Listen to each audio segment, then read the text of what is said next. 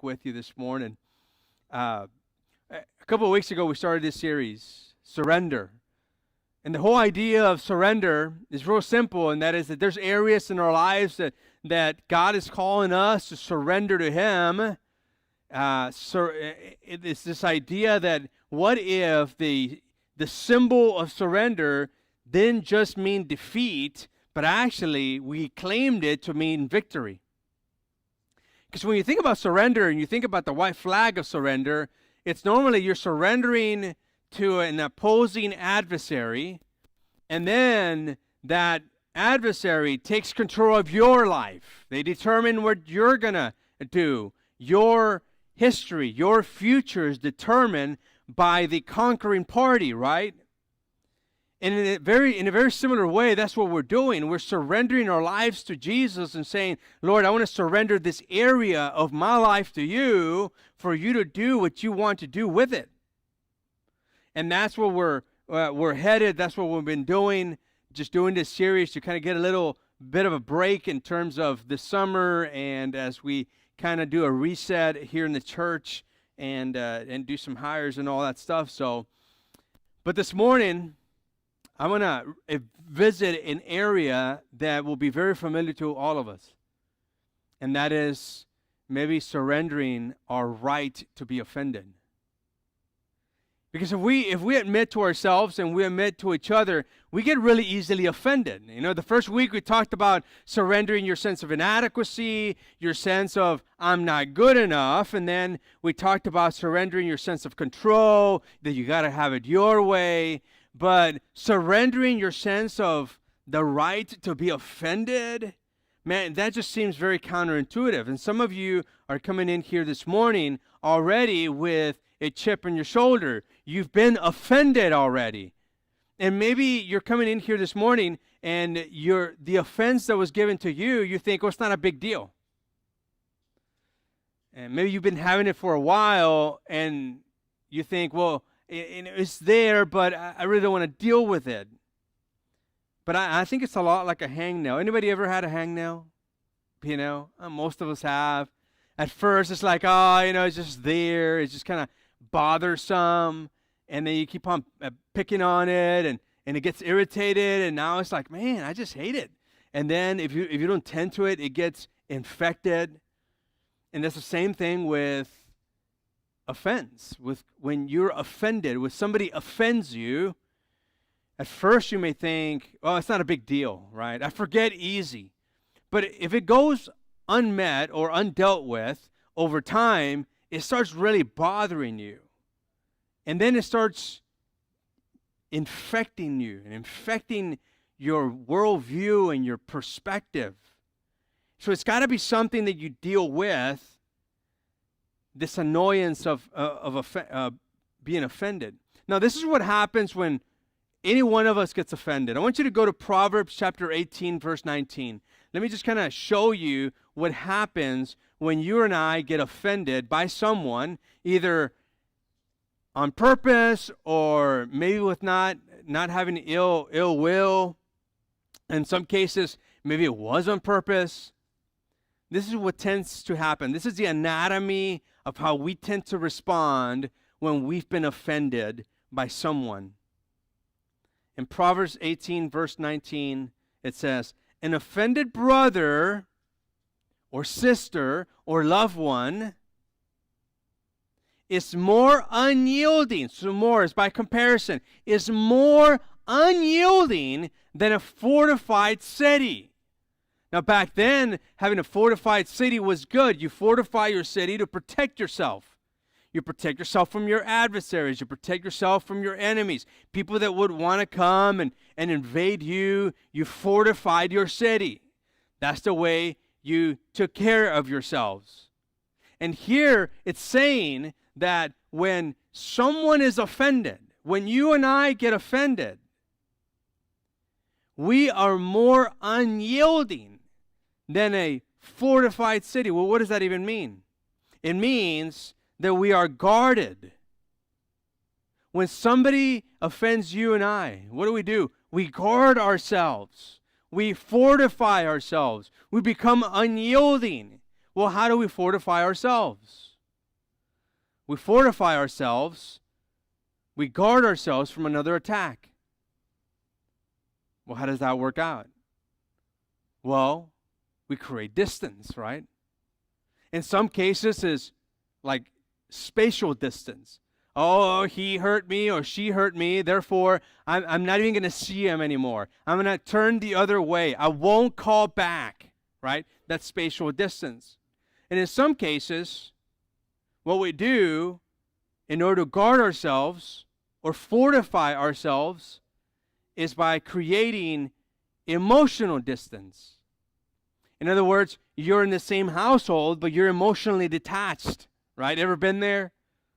Your loved one hurts you. There's an offense that's made. You're like, you know what? I'm just going to guard myself. I'm going to protect myself. And you just buckle down and guard your heart in that instance. And in some cases, you protect yourself spiritually. So an offended person is more unyielding than a fortified city. It's hard to get through because we guard ourselves from attack, from further attack. And disputes are like a barred gates of a citadel or a castle. In other words, arguments, when we argue, is like putting these gates, these barred gates, to further protect ourselves. So not only do we guard ourselves by distance so we don't get attacked, but also we further guard ourselves by the things we say. Right? We respond back, we attack back, we snipe back, we criticize back, and that's just an effort from us to create this distance and protect ourselves and protect our most valuable asset. You know what our most valuable asset is? It's our heart. It's our heart. So not only do we fortify ourselves by creating some distance from the attack, but we also defend ourselves by attacking verbally. And it's like having these fences that we create. What happens when we attack each other, when we feel offended, we start creating this barrier. Let's just assume that these fences here are offenses. Somebody says something hurtful to you. I don't know, maybe, somebody says something about the way you look, and so you want to guard yourself, so you put a fence. Right? You're starting to fortify yourself. You're trying to create some distance, emotional distance, some spatial distance. And then they say something else, right? Somebody makes a comment about your work ethic, and you're going to defend yourself by fortifying yourself again, creating that distance because you don't want to be attacked again, hurt again. Something insensitive is said once again by someone you care, and there's another fence, another barrier, and all the while what you're doing with each offense of someone that is close to you, maybe a loved one, a daughter, a son, a parent. Every time that there's an offense, there's another fence that's created, another barrier. And next thing you know it, you're separated. And there's this divide between you and the other person. There's a break. The relationship has been tarnished now. And the question is not if offenses are going to happen. It's more like, when is it going to happen?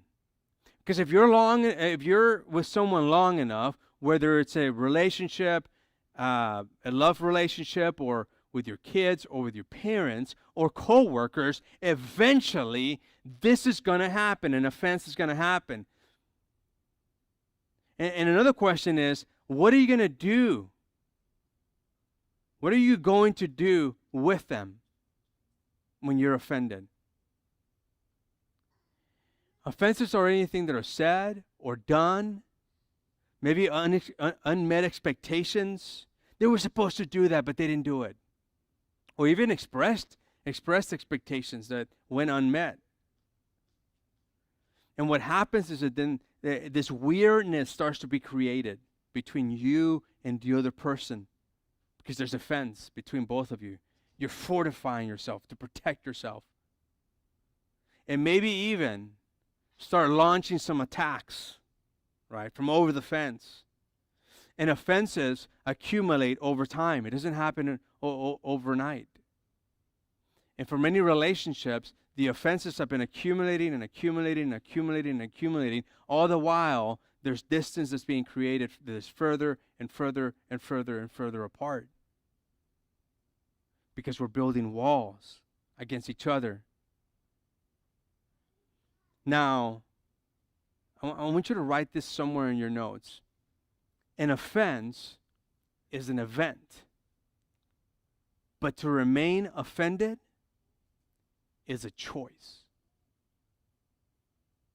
Does that make sense? An offense is an event. Something happened. Something was said where you felt offended. You were offended. That's an event. But to remain offended is a choice. You get to choose whether or not you remain in that state of offense. And it is so easy to find ourselves offended. Very, very easy. It is very easy to be bothered, to be hurt. As a matter of fact, let me give you some examples. Some of these examples, you're going to be like, oh, I've heard that one before. Here's one. You may say, he's being quiet. He must be angry with me. Right? So you take offense because he's quiet. And you think it's because of you. It's like you're able to read his mind when you really can't. Right? Or they haven't said hi or included me in their conversation. They must not want me around. Another fence gets created. You fortify yourself. You distance yourself. Or maybe you've said this to yourself. That felt a little brash, like a brash kind of tone. He must be annoyed with me. Maybe you've used that one. Or he looks upset or she looks upset. He must be bothered by me. You know. And then you get offended. And so that's one of the more common. These two happen to Marisa and I so many times. Used to come home, my face of I'm thinking looks like I'm angry. I'm just telling you. If you see me at the store and I look like I'm mad, I'm probably not. I'm probably just, peaceful. I know it doesn't look like a peaceful face. It's probably I'm being peaceful. I'm just contemplating, I'm just reflecting. And sure enough, I would come back into the house after work. I'd sit down and I would just be like chill. And Marisa would be like, what's the matter with you? You angry? And I'd be like, what do you mean? It's like, well, you look angry. I was like, I'm not angry. And next thing you know it, I would be like already, like putting in all these fences, and attacking, throwing grenades. And like, well, maybe you're angry, It's so easy to take offense. It's so easy to take offense. She thought it was about her when it really wasn't. Because we tend to make everything about ourselves. And we personalize the little insignificant nuances. A look, a gesture, a tone now becomes a small little paper cut or paper cuts in our fragile little hearts, and we take offense. It's so easy. Very easy. In Proverbs chapter 19, verse 11, it says, a man's wisdom gives him patience. Patience to do what? To not react quickly. To not be quick to react. That's what a wise person does. A wise person has the patience to not react, to not respond, to not throw back a grenade, to not snipe back. It is to his glory to overlook an offense. For who? For the wise person who is patient, who doesn't react back. Well, how can that be to his glory? That verse just looking at it, doesn't make sense. Right? Because the very reason that we react back is because we lost our glory and we want to regain it back. Does that make sense? You offended me. I lost some glory because of that. Well, how do I gain it back? I punch back. I retaliate back. Oh, you put that on Facebook? Oh, well, let me see what I put in my Facebook account. You know what I'm saying? So we want to regain glory by attacking back. And what this verse is saying is that can be, it's far removed from the truth. Although the reason we retaliate is to regain the glory, the opposite is what's true. To be patient and to not react. But boy, man, I'm telling you, we're quick to judge. We're quick to call foul. We're quick to be offended. We are slow to overlook an offense. We just get offended real quickly with whatever was said, whether it was intentional or not. The word for overlook here that is used means to pass over. Pass over. It's like when you're driving and you pass over someone, right? Hopefully you're the one doing the pass over, or maybe somebody passes you over. It's when you pass over. Hey, have you ever wondered why the windshield is 50 times bigger than the rear view mirror? If you live life through the rear view mirror, you will crash. If you live your life looking always back, in that little rear view mirror, looking back, you're crashing. You're crashing and burning. Life was meant to be looked forward and to overlook. That offense has been done, it's in the past, you're moving forward now. And what we have to do is we have to drop these offenses. As hard as it may be, and as painful as it may be, is to say, you know what, I'm going to drop that offense. That dropping an offense is like forgiving someone. And that's exactly what we're asking you to do, is to, there we go, is to forgive. When you drop an offense, what you're doing is just, in essence, you're saying, I'm going to forgive the offender. It doesn't mean that now the offender becomes your best buddy. That the person that hurts you now, you got to be like super cool with them. It doesn't mean that there's no boundaries, right? Don't be dumb, right? So some people say, practice forgiveness that forgets. Man, that sounds really good. You could put it in a mug. But only a dumb person does that. What do I mean by that? Is that you can't forget the lessons of the past. Don't let you hold you down. But don't be dumb enough to not be like, hey, that person is hurtful. And there needs to be a couple boundaries, and that's okay. Or maybe that person needs a conversation, and that's okay. Right? It's forgiving the other person. It's a form of forgiveness when you let go, when you make this conscientious decision to say, you know what, I'm going to let go of the offense that so-and-so did to me. And that's in the past now. I'm going to overlook that, move forward. So how do you surrender the right to be offended? How do you do that? Some of you are struggling with that. I want you to go to Luke chapter 15, verse 25. Luke chapter 15, verse 25. We're going to spend a lot of time in that passage, and from that passage, we're going to see a couple principles in how to let go or how to overlook an offense. Now, as you go there, you'll realize that verse 11 is the story that we tend to focus on. But today I want to focus on verse 25. Now, just to give you a quick summary from verse 11 up to 25, that's the story of the prodigal son. Most of you have heard that story. What is that story? It's this young man who goes to his father and he says, Dad. It's the younger of the two sons. He goes to dad and says, I want my inheritance. Now, in that culture, to do that, to go to your father and say, I want my inheritance, it's like giving him the bird. It would have been offensive. It's like saying, you are as dead to me. That's offensive, isn't it? So this young man goes to dad and gives a big offense. He offends them. He throws an offense, says, I want my inheritance. The father doesn't pick up an offense. And he says, well, here's your inheritance. He gives him the inheritance. The young man, he leaves, and he squanders everything on prostitutes, drinking, and wild living.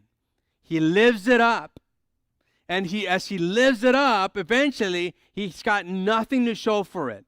And he ends up feeding the pigs, the swine. For a Jewish person, that is the lowest of the lowest. And that's where he finds himself. When finally he has this moment, and he realizes that he has offended not only his father, but he has offended God himself. And with humility, he approaches his father again. And he tells his father, just forgive me. And the father, as his son is approaching, his father runs towards his son. He embraces him. And I would imagine as a son coming back to your dad, who you've offended, you saw him as dead. The dad doesn't scold him. He doesn't chastise him. And the son even tells his dad, like, treat me like a servant. Like, 'cause that's what I deserve. Just treat me like a servant. Can I come back? And the dad, you know what he does? He says, you're not a servant. You're my son. You're my son. And he brings him back a son. And he puts him the ring of authority, and he puts a cloak on him. And he reestablishes him as his son. You see, the dad overlooked the offense. He overlooked it. Verse 25, we're going to see something very different with the older brother. In Luke 15:25, it says, meanwhile, the older son was in the field. When he came near the house, he heard music and dancing. Just picture the scene, he kind of hears this music and dancing, very similar of what you might have seen when we were in the valley and we had the music, not so much in the dancing because I have two left feet, but there was like this environment of just celebration. Fajitas were coming out, the chicken was coming out. I was like, man, this is good. And that's the context here. It's like, man, something is going on. He probably could have smelled the food. He's getting closer to the house.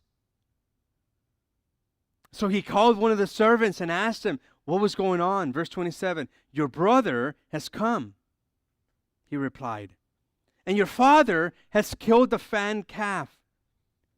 Not the scrawny calf, not the malnourished calf, not the one that looks like, man, that's not a really good calf. No, the fattened calf.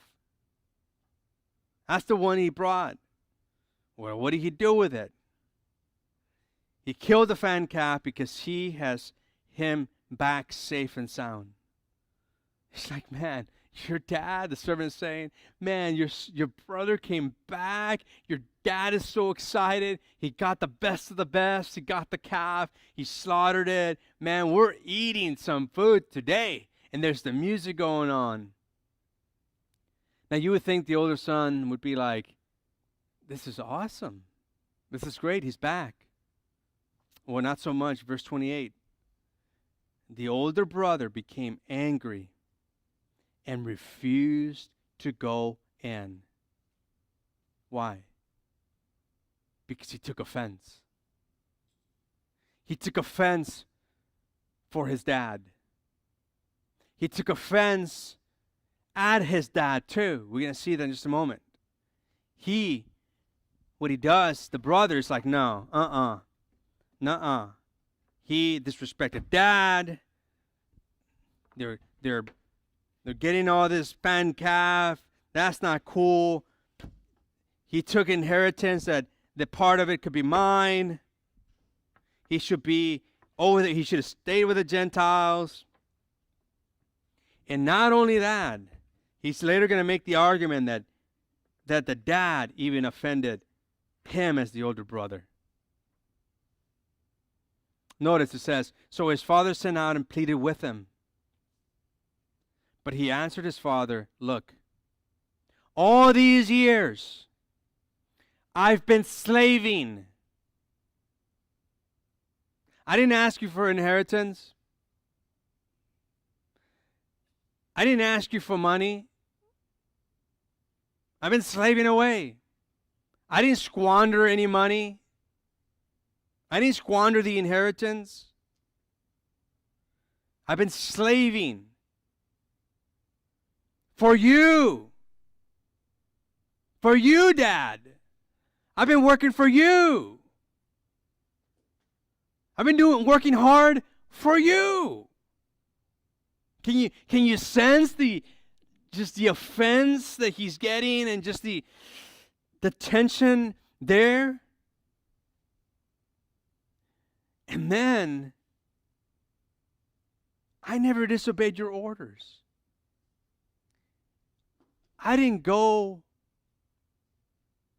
out of the home, go with a whole bunch of prostitutes, drank it up, spend it all, only to end up with a whole bunch of swine, like my little brother did. I didn't do that. I obeyed you. And then, man, I can just hear the hurt in this next verse. Yet you never gave me even a young goat. Forget about a fan calf. You didn't even give me a goat, a young goat, so I could celebrate with my friends. See, the older brother is offended. I've obeyed.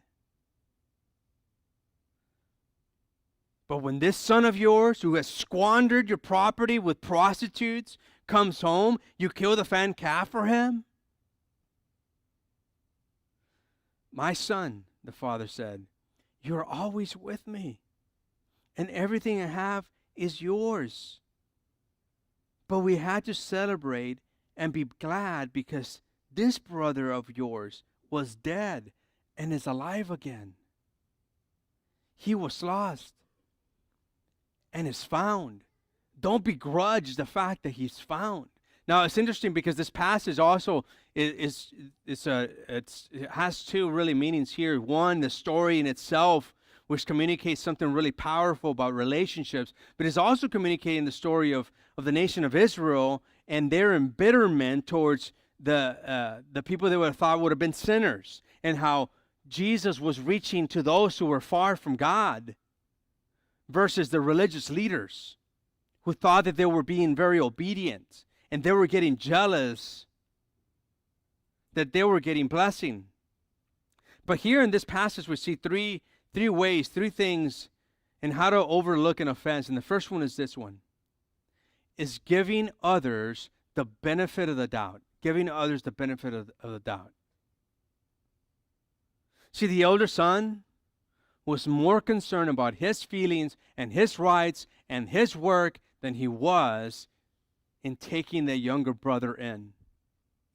Didn't even give the brother the benefit of the doubt. What if he did change? What if he was repentant? What if he did turn back and it was sincere and authentic?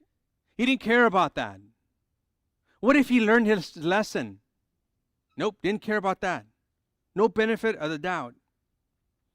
In Ephesians chapter 4, verse 2, it says, always be humble and gentle, be patient with each other, making what? Say it with me, making what? Allowances for each other's faults because of your love. In other words, the implication here, right off the bat, is like, we're going to offend each other. Period. For each other's faults. We're going to offend each other. But make allowance for each other when we offend each other. when your spouse offends you, make allowance for that, especially when it's not intention. It's just something was said. Just make allowance, because the other person may be having a bad day. So you got to give the benefit of the doubt. Maybe they're having a bad day. Maybe they woke up in the wrong side of the bed. Maybe they woke up in a different bed. I don't know. I mean, like, you make allowances to give the benefit of the doubt. They might be distracted. It has nothing to do with you. Maybe they're just distracted. They've been working hard. They have a lot of things that they're spinning on their plates. Maybe there was a misunderstanding. He said one thing or she said one thing, but you heard another thing. Maybe it wasn't intentional. That one is going to be a hard one, because from a lot of us, we think like, no, it was intentional. I'm telling you, that was intentional. What he said, man, that he meant it, or it was intentional. Give the benefit of the doubt. Maybe it wasn't. Maybe his or her distance has nothing to do with you. Maybe they're just tired after a long day of work, and they're just trying to re-energize their batteries. Maybe they've been working all day and are exhausted. And what was said is out of exhaustion. Give the benefit of the doubt.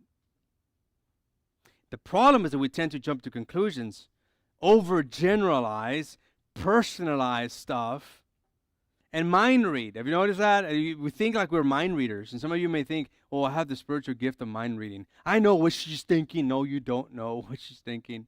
Oh, I know what he's really thinking. No, you may not know what he's really thinking. We tend to magnify little things and make them into bigger things than they actually are. Here's a second way to overlook an offense, and that is resisting placing a label too quickly. Resisting placing a label too quickly. Because we do that, don't we? He did that, the older son. What was the label? He's a playboy. He was with the prostitutes. Quickly, just labeled him. Put a label. It's easier to put labels on people. The father doesn't even want to hear about the self-imposed label that the younger son gives himself. Servant. Says, no, you're my son. You're not a servant, you're my son. In Luke chapter 6, verse 36, it says, be merciful, just as your Father is merciful. Man, in the same way that God gives you mercy, be merciful towards other people. In the same way, just as. Do not judge, and you will not be judged. Do not condemn, and you will not be condemned. Forgive, and you will be forgiven. And the problem that we have is we tend to categorize a person over one incident. Instead of not judging, instead of not condemning, we're easy to say, oh, he's a jerk. Oh, he's just a liar. He's lazy. He's a loser. She's arrogant. She's stuck up. She's fill in the blank. It makes us feel good to put people in categories. But yet we have to resist that. The offense is not who they are. It's what they did. Does that make sense? The offense is not who they are. It's what they did. Going back to an offense is an event. To forgive an offense is a choice. Because I think it's well-intentioned people that tend to hurt other people. It typically isn't like people who want to just hurt you. It typically isn't like evil-spirited. Sometimes it is. And for those cases, you got to set your guardrail. Sometimes you got to have those conversations. But for the most part, oftentimes, there's unintentional people, saying something that wasn't intended to hurt. But it hurt. Here's another way. You overlook an offense by forgiving as you've been forgiven. By forgiving just as you've been forgiven. That was the whole case here with the elder son. the elder son didn't realize that he was living under the umbrella of mercy of the Father and care. He didn't have to take care of his son. I mean, he is being forgiven. He is forgiven. It's forgiving as you have been forgiven. Colossians 3:13 says, make allowance, again the word allowance, for each other's faults, and forgive anyone who offends you.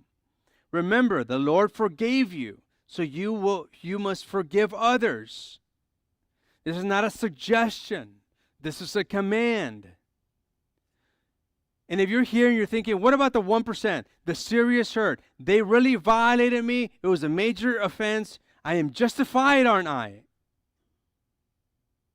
I was wrong. I want justice. Listen, I just want to let you know, if you're in that category and you were grossly mistreated, violated in some way, offended in a way that was just very heinous, you got to give that to the Lord. God makes a better judge than you.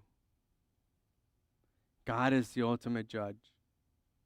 And God is going to take care of that individual in His timing, in His way. And guess what? You may not even get to see how God does that. You might not get to see that when God administers His judgment. In Ephesians chapter 4, verse 32, it says, be kind and compassionate to one another, forgiving each other just as in Christ God forgave you. Like, be kind to one another. Be quick to forgive one another, especially in your family, with your friends, with your loved ones. Be quick to forgive. And I don't know if you realize, but like we too had this this offense that we created. This offense with God, that our sin created a offense with God. We have offended God. Our sin was an offense to God. And yet in our sin, God the Father chose. He chose to forgive our offense. When you put your faith in Christ, these barriers that we've erected by our sin, God breaks it. And then in Christ, all these barriers, God says, no more to that barrier. You are mine. You talk to me, I listen. You approach me, I am there with you. And He takes all these offenses. He says, I will take them. I will take the punishment of them. And that's what God did for us. He tore down the barriers that you and I had against Him. Because ultimately we had offended Him. But God gave up His right, quote, His right to be offended for those who accept Jesus as their forgiver and leader. And the question for us is, will we be the example that God was for us? And likewise drop the offense, just like He did with us? And maybe here this morning, there's a peer, a friend, a person you know